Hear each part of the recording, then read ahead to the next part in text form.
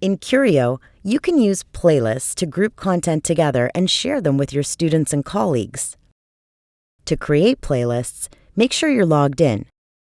You need access to your account to save and retrieve your playlists. On the content page of your choice, click the Add to Playlist icon. You'll be asked to choose a title for the playlist before saving it. At any time, go to the My Playlists page under the My Account menu to access your playlists. To share a playlist, select it, then click the permalink icon. A link will be generated. Copy the link and paste it into the learning platform of your choice. To stay up to date on cool content and themes for the classroom, subscribe to the Curio newsletter by replying to our invitation email or completing the form available at the bottom of our website.